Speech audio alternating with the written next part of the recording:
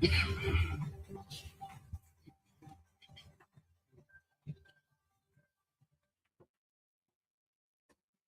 Elbc in Painesville, good evening and welcome to Newsline. 60 minutes of the major events making news in Liberia and other parts of the world. Today is Thursday, February 19, 2026, and I'm Frederick T. representing. These are the top stories. President Joseph Boakai extends condolences to United States government over passing of civil rights activist Reverend Jesse Jackson.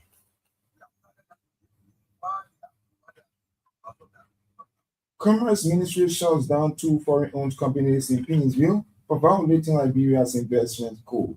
Supreme Court returns corruption case against former Finance Minister Samuel Twe and three others to criminal court seek for prosecution. In foreign news, at least 34 civilians killed in northwestern Nigeria by suspected Islamist militants. Also coming up is an Elbc News commentary titled "The Period of Parallel Power. Tribal security bodies have no place in Liberia." These plus much more local and international news are all part of this evening's edition of Newsline. But first, Budimeta Jabba takes the news bulletin. President Joseph Boakai has extended condolences to the government and people of the United States following the passing of Reverend Jesse Louis Jackson. Reverend Jesse Louis Jackson was a renowned American civil rights activist, politician, and Baptist minister.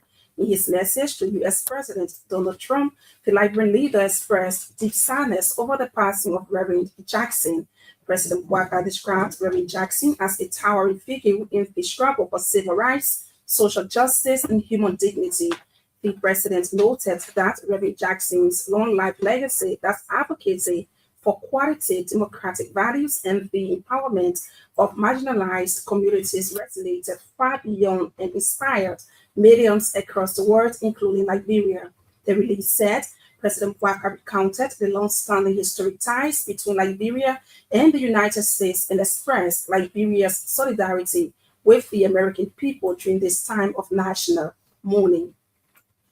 President Joseph Boakai has launched and commissioned the refurbished laboratories at the Liberia Standards Authority. The facilities are expected to improve the standards of food, beverages, and other essential products on the Liberian market. President Boakai, speaking at the ceremony, said the facilities will boost the economy and safeguard the production of quality products across the country. The president emphasized the need for authorities at the Liberia Standards Authority to remain vigilant in ensuring the mandate of the dedicated facilities is achieved. President Boakai reaffirmed government's commitment to supporting initiatives that protect and upgrade the livelihood of all citizens. According to him, the government stands ready to collaborate with partners in the construction of not only quality but also durable facilities that meet international best practices. European Union Ambassador Lona Deprez has commended Liberia for its commitment to strengthening its food control systems. Ambassador Deprez noted that the EU will work with the Liberian government to foster a conducive business environment. The EU ambassador noted that the European body remains firm on building a robust food system that protects consumers, facilitates trade, and drives economic growth. She spoke Thursday in Monrovia at the launch and commissioning of the newly refurbished Liberia Standards Authority. Ambassador Deprez described the commissioning of the institution as timely as Liberia prepares for the Liberia EU Business Forum in Brussels. The Supreme Court of Liberia has forwarded the case involving former Finance Minister Samuel Twe and three others to criminal court C for full litigation. This follows the court's February 12, 2026 judgment, where the petition was denied, seeking to prevent their prosecution. Samuel Twe, Yanti Twine, Moses Cooper, Stanley Ford, and Jefferson Como have since been indicted for allegedly stealing $6 million and $1 billion Liberian dollars. The indictee's lawyer, Councilor Arthur Johnson, has since justified that said amount used by his clients borders around national security matters, and as such, they are immune from prosecution. But the Supreme Court has rejected Councillor Johnson's assertions, saying it is only the president of Liberia that enjoys the immunity under the constitutional provision and not his deputies. Meanwhile, Criminal Court C presiding Judge Usman Fieka has assigned to an orders case for Tuesday, February 26, for the reading of the Supreme Court's mandate.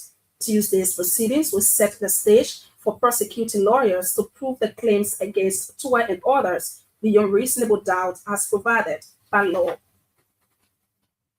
Criminal Court A has announced Tuesday, February 26 as the date to rule in the Clark Hope Foundation request to quash the Asset Recovery Task Force writ of subpoena against them. Judge Roosevelt Willie notice of assignment has been communicated to both prosecution and defense lawyers, demanding them to appear in court on the date announced. The former First Lady Foundation filed a motion to the court to quash the writ of subpoena filed by Councillor Edwin Mountain, head of ARAT, to allow them produce evidence to the construction of the project. Clark Foundation questioned the subpoena on grounds that it is unconstitutional and pleaded with the court to grant them their application. But the asset recovery team maintained that the funds collected for Clark Foundation came through the finance ministry, contrary to reports that they raised the funds for said project. Tuesday's ruling will determine as to whether the former First Lady Foundation will surrender all documents in question or would not, consistent with law. The Inspector Division of the Commerce Ministry has shut down the Yenchain Incorporated and East International Construction Companies in Pinsville for violating Liberia's investment code. According to Inspector General Mianto Siegbatu, East International Construction Company and Yenchain Incorporated were engaging in unauthorized commercial activities. Mr. Siegbatu indicated that the company's activities are inconsistent with approved operational mandates. Foreign company or can get themselves involved. It means that you are taking the Nigerian out of that, and it should not be placing it in that we have started them to give reason why they are doing what they are doing, but because of that, we have come to have this shut down until they can come and give us this. He disclosed that Yenchain Incorporated, which is operating in the compound of East International Construction Company, is involved with the selling of rocks, sand, and cement blocks. Mr. Siegbatu said the selling of these materials is in violation of Liberia's Investment Code of 2010, which sets aside several businesses exclusive for Liberians. Senate Pro Tem Inomi Kanga Lawrence has pleaded with the legislature's support to the Louis Arthur Grimes School of Law. Senator Kanga Lawrence said she will lobby with the executive and the leadership of the legislature to ensure the country's premier law school is directly placed in the national budget. The Senate Pro Tem added that the Louis Arthur Grimes School of Law has been made significant impact on the justice system. As such, the school needs to be fully supported by the government. The Grand Bassa County Senator also called on the administration of the school to develop a program-based proposal and fast-track the process during the next budget year. She made the statement Thursday on the University of Liberia Capitol Hill campus when the law school dedicated a multi-purpose building named for honor. The Liberia Annual Conference of the United Methodist Church has announced the hosting of two major international gatherings in 2026. The resident bishop of the Liberia Annual Conference of the United Methodist Church, Bishop Samuel Quire, describes the church selection as a significant vote of confidence in the LAC and spiritual maturity. He stated that in September 2026, the city of Monrovia will host the Africa College of Bishops meeting, a continental assembly that brings together United Methodist, active and retired bishops from across Africa.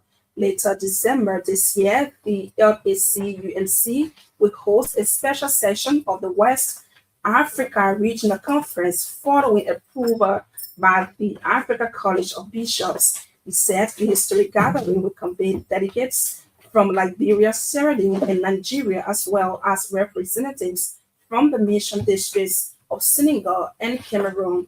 Meanwhile, Bishop Samuel Choir has appointed Jeremiah Swan as parliamentarian for the 193rd session of the Liberia Annual Conference of the United Methodist Church. The Foreign Ministry has clarified what it calls misinformation circulating on social media regarding the payment of salaries and benefits for personnel serving in Liberia's 30 diplomatic missions abroad. Contrary to recent reports, the ministry confirms that salary disbursements to foreign service employees are processed on a regular basis, while isolated administrative delays impacted limited number of payments between October and December 2025. The Foreign Ministry announced those issues have since been fully addressed, according to a release to ensure a lasting resolution and prevent future disruptions. The Ministries of Foreign Affairs and Finance convened a high-level joint working session on February 17, 2026. A meeting was held to trace the root cause of the bottlenecks and strengthen the payment pipeline. The review identified that Liberia's mission in Brussels experienced particular difficulty after four separate payments processed in October 2025 were returned to the Central Bank of Liberia on 3 occasions. Meanwhile, investigation has attributed the failed interactions to transmission misalignments linked to recent updated SWIFT banking protocols. In response, both ministries have agreed to revise payment proceedings, timelines, and reinforce interministerial coordination to better manage discrepancies that may arise between international banking systems. The foreign minister, in his statement, expressed gratitude to the Minister of Finance and his team for their swift and collaborative response. The ministry said their engagement reflects the government's further commitment to operational efficiency and institutional effectiveness. The Foreign Ministry reaffirms government's unwavering commitment to ensuring the timely payment of salaries and benefits for all members of the Foreign Service. The government of Liberia has described the just ended ECOWAS statutory meetings hosted in Monrovia as successful. According to heads of statutory agencies of the meeting, a significant agreement was made between the central banks of Liberia and Ghana on capacity building and exchange programs to improve economic stability. The officials also noted that the ECOWAS statutory meetings deepened regional collaboration and supervisory standards. They emphasized the importance of harmonized supervisory standards to ensure financial stability in the region. The ECOWAS officials further expressed that stressed that the meeting brought a renewed mindset and the ability to learn from other countries through peer learning for mutual progress. Meanwhile, the heads of the statutory agencies at the just ended ECOWAS statutory meetings highlighted the inflow of resources into the country's economy, with Liberia leading major areas. The Liberia Electricity Regulatory Commission, LERC, has concluded a week-long media engagement campaign in rural Mostarado, that's Liberia. The outreach was aimed at raising awareness and promoting public understanding of the newly approved Liberia Electricity Corporation, LEC, electricity tariffs. During the outreach, the team engaged local government officials, LEC customers, and key stakeholders across Riverside, Maikidi, Bomi, and Grand Bassa counties.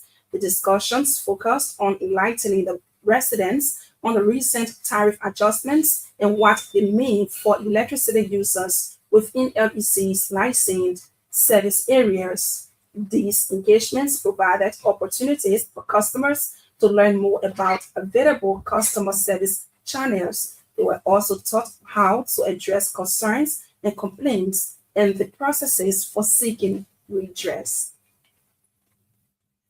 And the European Union and Liberia Business Forum is expected to take place in Brussels, the capital of Belgium, next week. The forum is expected to bring together EU investors, entrepreneurs, and several government sectors from Liberia, among others. Information Minister Jeremy Pia disclosed the forum would open avenue for job creation, expand the economy, and sell the country's image internationally. He was speaking Thursday at the Ministry of Information regular press briefing in Monrovia. Minister Pia noted that the forum will help improve Liberia's business environment. Bulimeter jump out with the shape of the news bulletin. Bulimeter returns later with the weather report and on the tail end of this presentation with the foreign news. This is Newsline coming to you live from Elbc Radio in Kingsville. One of our top stories, President Joseph Boakai extends condolences to the United States government over passing of civil rights activist Reverend Jesse Jackson. Well, on Thursday, government commissioned and launched the refurbished laboratories at the Liberia Standards Authority. The dedicated facilities are expected to improve the standards of food and beverages being sold on the Liberian market through testing mechanisms. President Joseph Boakai at the ceremony underscored the importance of the facilities in boosting the economy and safeguarding the production of quality products across the country. Today we are here to launch this